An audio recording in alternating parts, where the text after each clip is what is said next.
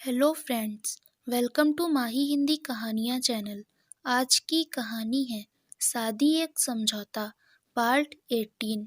अगर आपने बाकी के पार्ट्स नहीं देखे हैं तो हमारे चैनल पर जाकर देख सकते हैं, और अगर आप चैनल पर पहली बार आते हैं तो प्लीज़ चैनल को सब्सक्राइब जरूर करें। धन्यवाद।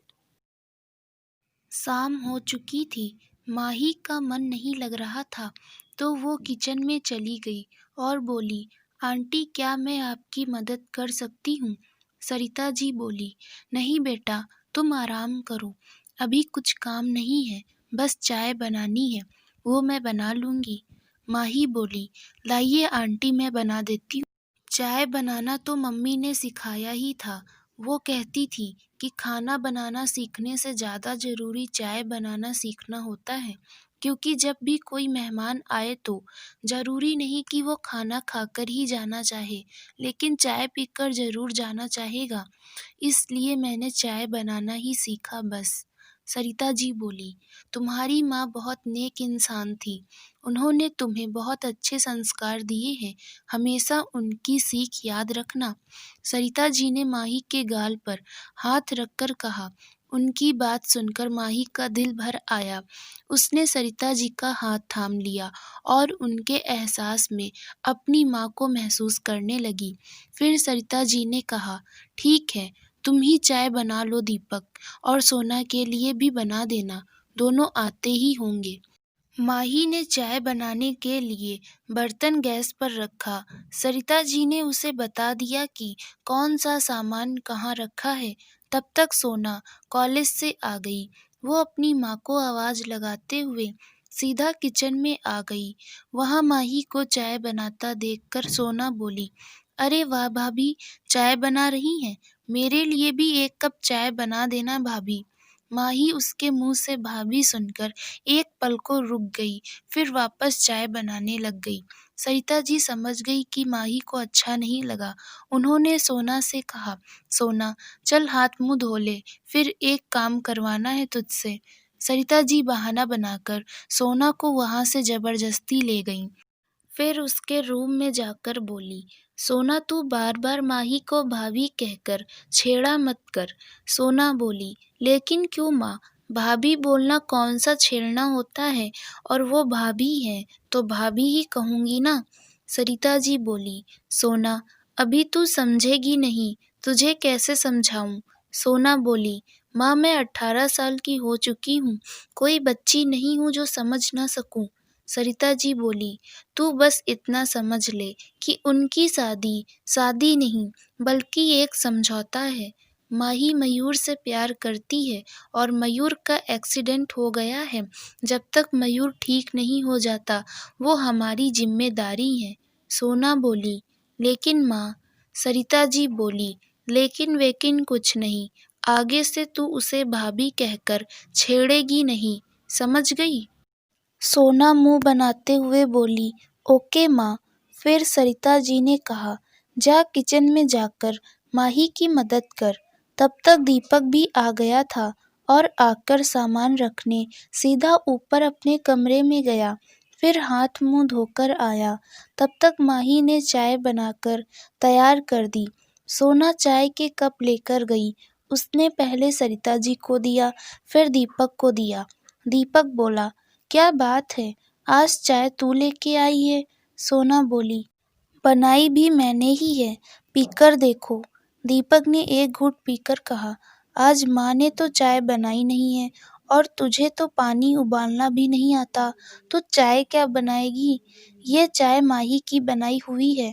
सोना उसकी बात सुनकर चकित हो गई और बोली, बड़ी जल्दी पहचान लिया, माही के हाथों की चाय। उसकी बात सुनकर दीपक मुस्कुरा दिया। फिर सोना अपनी चाय लेकर कमरे में चली गई। फिर माही भी अपनी चाय लेकर आ गई और हॉल में बैठ गई। दीपक ने कहा, चाय अच्छी बनी है। उसकी बात सुनकर माही ने थैंक्स कहा। फिर जब दीपक ने चाय खत्म की तो माही ने कहा, दीपक मयूर कैसा है, क्या हम उससे मिलने जा सकते हैं? दीपक बोला, मैं अभी वहीं से आ रहा हूँ। माही बोली, कैसा है अब वो, कुछ फर्क पड़ा? दीपक बोला, खतरे से बाहर है पर अभी होश नहीं आया, लेकिन तुम चिंता मत करो, जल्दी ही ठीक हो जाएगा। माही बोली। तुम मिले क्या उससे? दीपक बोला। नहीं, वो अभी भी आईसीयू में है और वहाँ किसी को जाने की इजाज़त नहीं है। माही बोली। मुझे भी साथ लेके चलते, मैं भी देख कर आ जाती। दीपक बोला। अगली बार साथ ले चलूँगा, आज मुझे और भी काम था इसलिए नहीं ले गया। माही ने हूँ कहा, फिर थोड़ी देर बाद अपने कमरे में चली गई। वहाँ अकेले बैठकर खिड़की से बाहर देखने लगी तो मयूर की यादों ने उसे घेर लिया। उसे मयूर के साथ बिताया हर पल याद आने लगा। उसका कॉलेज में प्रपोज करना, उसके बाद बाइक पर घूमने जाना, मयूर का मस्ती मजाक करना, उसकी बातें, खासकर वो पल जब वो बारिश में एक दूसरे के बहुत करीब थे। सारे पल एक-एक करके याद आने लगे और उसकी आंखें नम हो गईं।